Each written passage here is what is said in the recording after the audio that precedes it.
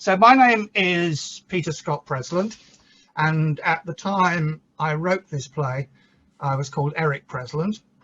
I did a sort of name change around about the year 2000, and it was a very romantic story why I did it, but I'm not going to go into that now. But the result of this is that all the plays I wrote before the year 2000 are called by Eric Presland, and all the ones since are called by Peter Scott-Presland. So that's a lovely recipe for confusion, isn't it?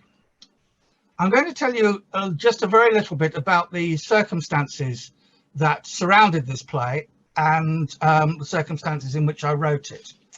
We did it at the Finborough Arms in 1990, October 1990. It caused an awful lot of controversy.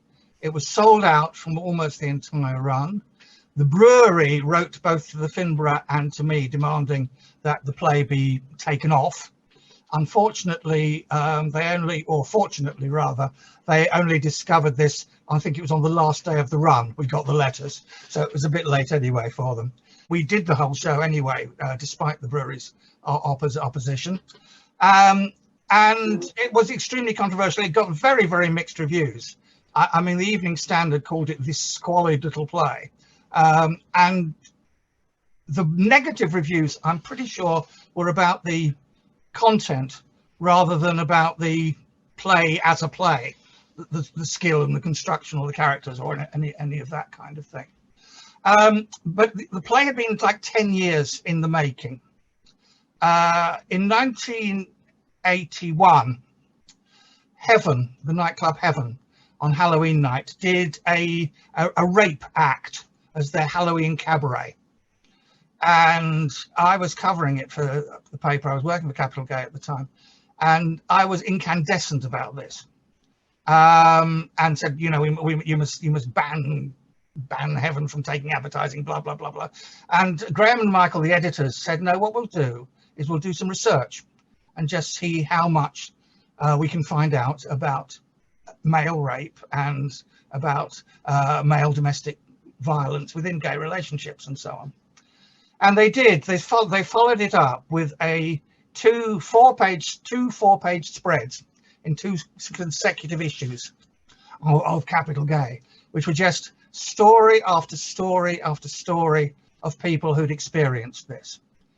And up until that time, it was completely unacknowledged. Nobody knew anything about it at all, because one of the things we did was we rang up advice lines. We rang up Switchboard, we rang up Friend, we rang up straight organizations, Samaritans and stuff. You know, what advice do you give about male rape? Oh, we never heard of it. We never even considered it. And indeed, Capital Gay invented the phrase male rape. It was not a term that was even used before then.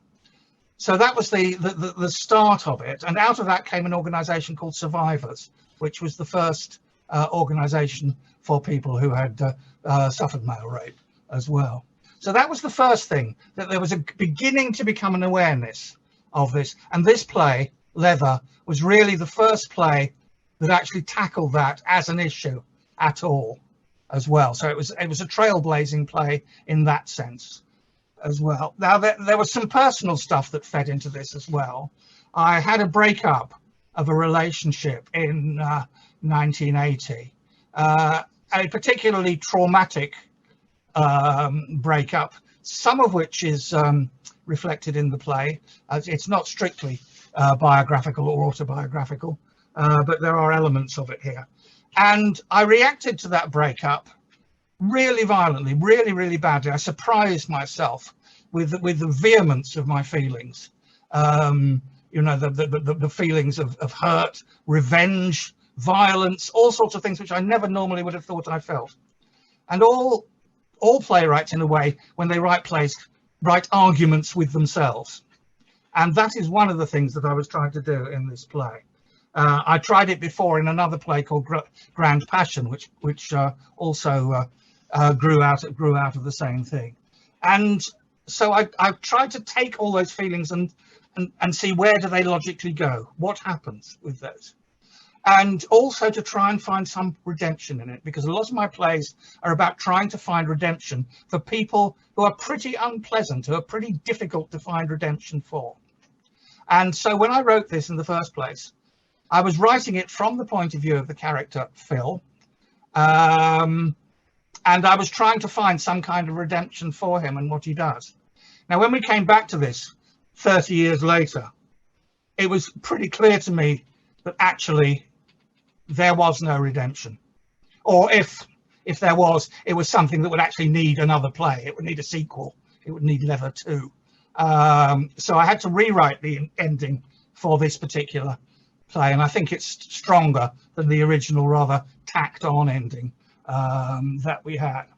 The third element that feeds into this is the politics, and you may think there's rather a lot of emphasis on left-wing politics, but all I can say is it was very, very strong. It was very much part of our landscape in the late 70s, early 80s. It was the height of the National Front and the British movement, and they were on the streets, they were marching very provocatively in the East End and in black and Indian areas and so on. And the anti-Nazi movement was also extremely strong as well. And obviously there are people now involved in street politics as well, in the various Black Lives Matters, Me Too, environmental politics and so on. But it wasn't quite the same as having a defined, enemy of these kind of neo-Nazi groups at the time. And so that all feeds into this, because that was very much part of our lives. And I wanted to draw parallels between different kinds of violence. There's a lot of pain and a lot of violence in this play, and there are distinctions and parallels and contrast with all that as well, apart from the main story. So that's what the play is about. That's where it comes from. It is very much of its time, but I hope that it survives its time.